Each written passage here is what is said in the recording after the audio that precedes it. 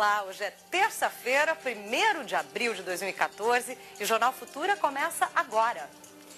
Os 50 anos do golpe militar de 64. Na área política, o regime foi um horror.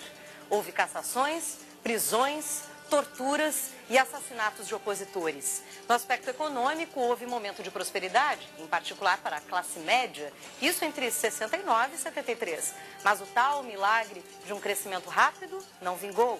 Seguindo a ideia de primeiro crescer para depois dividir, o governo promoveu um arroxo salarial enorme que, aliado à inflação, não só reduziram o poder aquisitivo da população em geral, como aumentaram e muito os níveis de concentração de renda e, consequentemente, aumentaram também as desigualdades sociais. O assunto é tema de entrevista aqui no estúdio. Você está convocado a fazer a sua pergunta pelo telefone 0 operadora 21 2273 5020 ou pelo Twitter, @Canal Futura. Veja agora os demais destaques da edição de hoje.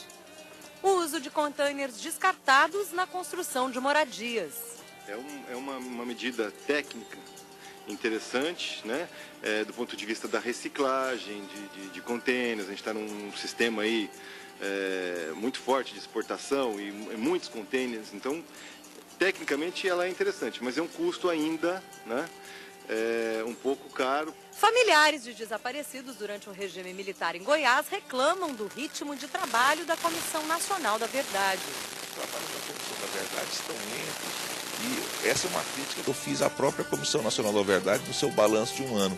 Eles estão se concentrando em vítimas VIPs. O centenário de Abdias do Nascimento, o líder da luta pela afirmação da população negra no Brasil. Abdias foi um homem à frente do seu tempo. Portanto, alguém que já propunha coisas que hoje nós chamamos de ações afirmativas.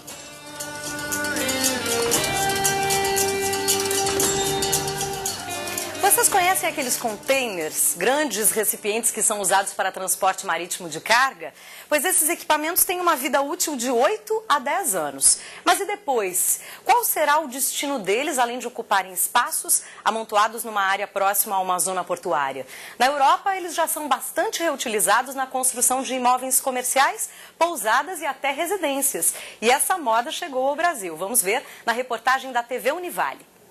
Nas rodovias, nos depósitos, nos portos, ao longo das cidades portuárias, eles são vistos com frequência. Enormes caixas de aço que servem para transportar mercadorias pelo mundo afora. Mas os containers têm uma vida útil de pelo menos 8 anos. Isso não significa o fim para o material.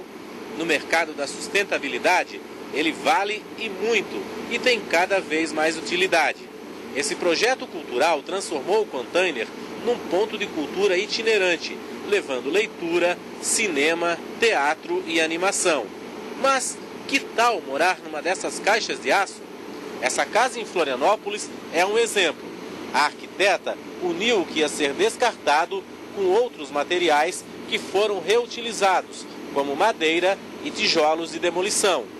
Um resultado que impressiona, porque reduz o desperdício na obra, deixando a construção mais econômica. As pessoas até estranhavam um pouco, assim, quem vai querer morar no container, né? As pessoas falavam. E hoje é uma tendência, já é uma realidade, na verdade, né? As pessoas buscam muito pelo caráter de ter uma arquitetura sustentável, uma casa consciente, né? Que não gere tanto desperdício de obra, que seja mais versátil. A vantagem, assim, é porque gera menos desperdício. Então, assim, a arquitetura normal, você tem 30% de desperdício e a arquitetura em container você tem 1%. Então, 30% do que você investiu na sua obra, numa arquitetura tradicional, vai para o lixo. E numa arquitetura em container está investido na sua obra. Então, a economia vai muito daí, né? Fora que o tempo de execução é muito mais rápido. As questões de isolamento e ventilação para uma casa container levam em conta técnicas já usadas em outros tipos de projeto, explica o professor do Laboratório de Conforto Ambiental da Universidade do Vale do Itajaí.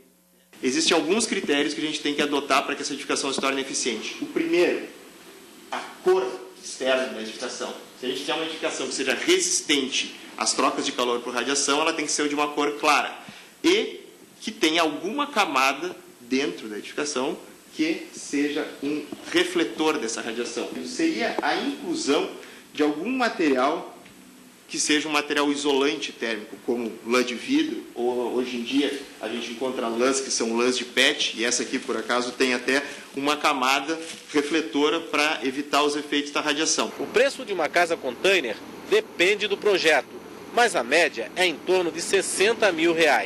Seria uma solução para resolver parte do déficit habitacional no Brasil? Uma pesquisa do IPEA, o Instituto de Pesquisa Econômica Aplicada, aponta que o país tem um déficit de 5 milhões de casas.